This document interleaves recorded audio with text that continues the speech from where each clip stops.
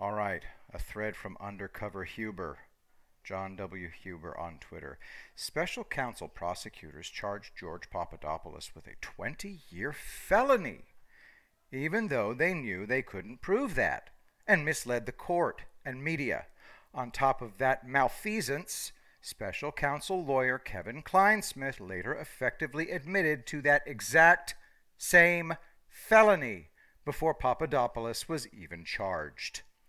Note, this is a very long thread for Memorial Day weekend, so grab a beer or coffee and find somewhere comfortable. So we're going to be here for a while. Okay, let's roll.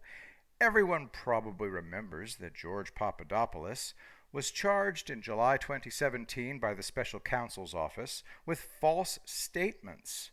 18 U.S.C. subsection 1001 felony made during his January 27, 2017 interview with the FBI, and Papadopoulos later pled guilty. But not everyone knows that the special counsel also initially charged Papadopoulos with another major felony at the same time. 18 U.S.C. subsection 1519, obstruction for destruction, concealment of records. And unlike the 5 years maximum for false statements, this can attract up to 20 years imprisonment. The subsection 1519 charge was included in the original FBI affidavit, complaint, and charge sheet, and discussed by prosecutor Brandon Van Grack, BVG, of General Flynn fame, at George Papadopoulos' hurried initial Virginia court appearance on July 28, 2017, following his arrest at Dulles Airport the night before. The obstruction was allegedly due to Papadopoulos deactivating his Facebook account, which contained messages from Joseph Mifsud and other foreign contacts. Later, the special counsel's office would also try and imply that Papadopoulos switching to a new cell phone around the same time was nefarious obstruction, too. That sealed court appearance in Virginia lasted 4 minutes, was delayed by hours. Papadopoulos left detention for the courthouse at 8:30 a.m. It didn't start until 3:02 p.m. and was presided over by only a magistrate judge, who then just transferred the case to D.C., who spelled Brandon Van Grack's name wrong as Gratt, G-R-A-T-T. Papadopoulos wasn't represented by counsel at the initial appearance, even though he had been represented by the same counsel, Thomas Breen and Company, since February 2017, who had attended multiple FBI interviews with him too. The magistrate judge wasn't made aware of this by the special counsel's office. Yet, George Papadopoulos' counsel, Mr. Breen, had been informed of Papadopoulos' arrest and spoken to Papadopoulos twice the night before, and knew of his court appearance the next day. So this obstruction charge is really going by the book so far. The overall effect on the disoriented George Papadopoulos appears to have been profound. He describes in his book how he took the serious jail time threat seriously, fearing spending 25 years in prison. Note, he'd never even been arrested before and had no counsel present to help. What Papadopoulos' lawyers could have said at that initial hearing is out of scope of this thread. They could have noted Papadopoulos didn't even commit those alleged crimes in D.C. They took place in Illinois, so the venue was wrong, and his lawyers personally knew the obstruction charge was false. But the special counsel's office could not prove the key elements of a subsection 1519 obstruction charge, namely that George Papadopoulos had the intent to obstruct an FBI's investigation with his new Facebook account and cell phone, and they must have already known this before they charged him with it. Let's see why. Papadopoulos asked his own lawyers for permission before he deleted his Facebook account on February 17, 2017. This is confirmed by Papadopoulos' own account and his lawyer's written submission to the court. This was opaquely acknowledged by the special counsel's office at the sentencing hearing well over a year later. And before that, on February 1st, Papadopoulos told the lead FBI agent investigating him, Special Agent Curtis Hyde, that he'd got a new cell phone and even offered to give the FBI his old cell phone for analysis. This is weeks before the alleged obstruction of getting a new cell phone took place. That February 1st, 2017 FBI interview was never mentioned in any court filing by the special counsel's office. It was only described later by George Papadopoulos. His book, then confirmed by the release of the FD 302 in a 2019 FOIA lawsuit. Even GP's own lawyers don't seem to have been aware of the interview at the time. In the same February 1st, 2017 interview with FBI Special Agent Hyde, GP asked for the FBI's assistance in identifying if any of his contacts were foreign intelligence and advised them of Mifsud's plans to travel to the U.S. 2 weeks later. Hardly the actions of someone with intent to obstruct. It gets worse. Adding to the lack of intent, on March 9, 2017, after getting his new cell phone, George Papadopoulos actually refused the offer of a burner phone from an FBI confidential human source, source number 3, in what looks like entrapment. The confidential human source's handler was the same FBI agent, Hyde, leading George Papadopoulos' interviews. Papadopoulos' rejection of this burner phone offer, first revealed by Chuck Ross, on top of his other comments to the FBI about Mifsud and his cell phone, strongly suggest those investigating him knew he did not have the requisite intent to obstruct. The FBI and special counsel's office also likely knew George Papadopoulos may have only deleted his Facebook account in the first place because he was frightened into doing it by the FBI, who all on the same day, February 17th, reached out to his friends and family to question them about him, showing them surveillance photos. Friends is in scare quotes, because one of those was the same FBI confidential human source, Source 3, Jeffrey Wiseman, who would go on to offer George Papadopoulos that burner phone, who claimed the FBI wanted to talk to him about a trip they'd taken to a casino together, which took place on October 29, 2016. Except that was disingenuous, as that casino visit had been tape recorded by the FBI by the CHS, confidential human source. The FBI already knew what had been said, and even worse, what had been said was exculpatory, as George Papadopoulos had denied the Trump campaign was involved with Russia to a confidential human source he clearly trusted. Yet, despite the obvious lack of intent, the offer to help with Mifsud, hand over his old cell phone, and asking his lawyers for permission to delete his Facebook account, the failed entrapment and clearly exculpatory statements made to their confidential human source, the special counsel's office charged Papadopoulos anyway.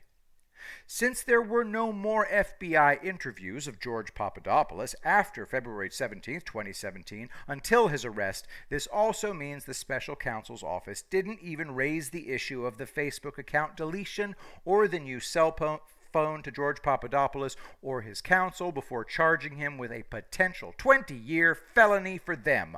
Unbelievable. The special counsel's office must have known that they could not prove beyond a reasonable doubt that George Papadopoulos had had the intent to obstruct justice before they charged him with the crime, based on their interviews with him and their own failed confidential human source entrapment attempts, a major abuse of prosecutorial power. Then, after George Papadopoulos agreed to plead to a single false statement subsection 1001 charge, the special counsel's office wrote up the statement of the offense in October 2017, which still hinted at obstruction by including the Facebook account deletion and new cell phone, clearly only to further a misleading media narrative. planting this misleading narrative is especially egregious in retrospect, knowing what the special counsel's office knew at the time but didn't disclose. Papadopoulos asked for permission to delete his Facebook account. Papadopoulos offered to provide his old cell phone. Papadopoulos helped with Mifsud and disclosed his travel plans. And, as a reminder, the special counsel's office admitted in court much later they knew none of this amounts to criminal obstruction.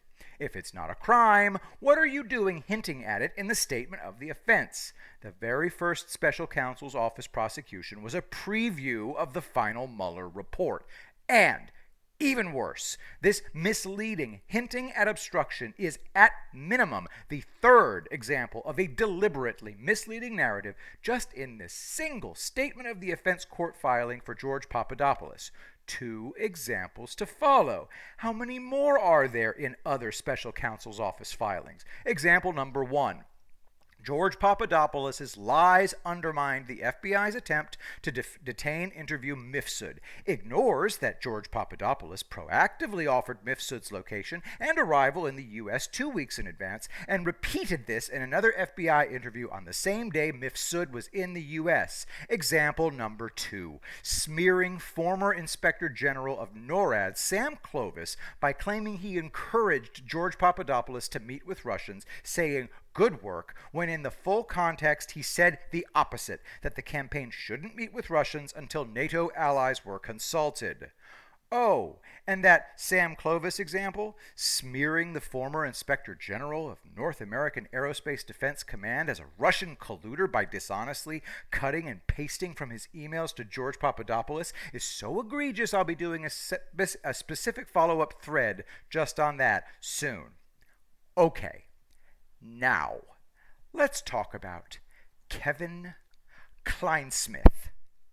Clinesmith was the primary FBI attorney on Crossfire Hurricane, according to Clinesmith himself to the DOJ IG in 2018, and IG's 2019 org chart shows him as the main attorney as well, just in case the New York Times wants to call him low-level again.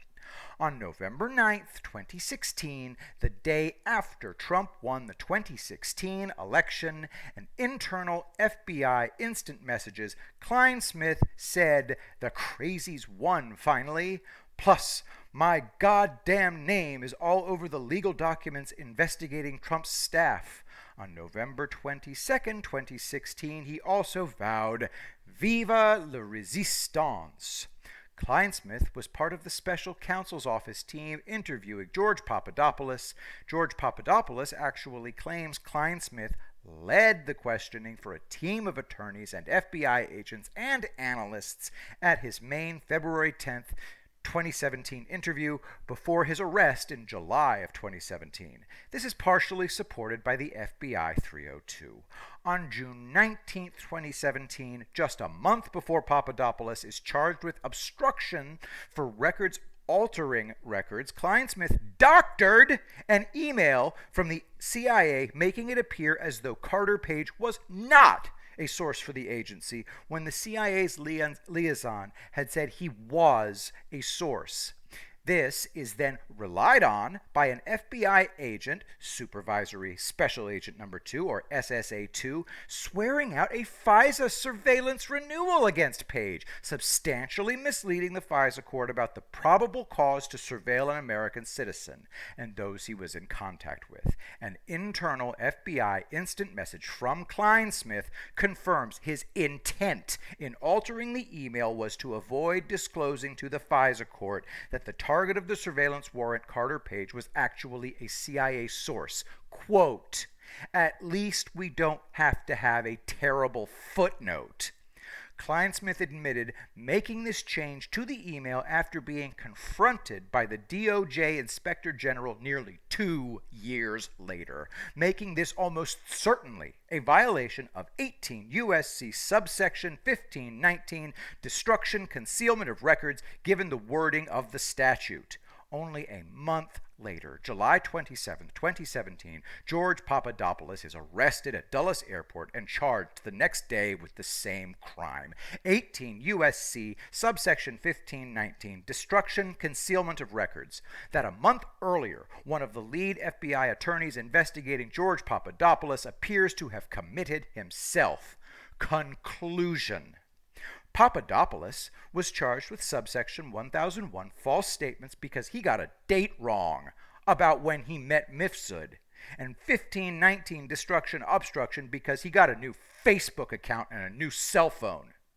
Kleinsmith appears to have conspired to lie to the FISA court and destroyed, concealed a federal document under color of authority with an FBI badge, and he hasn't been charged with anything.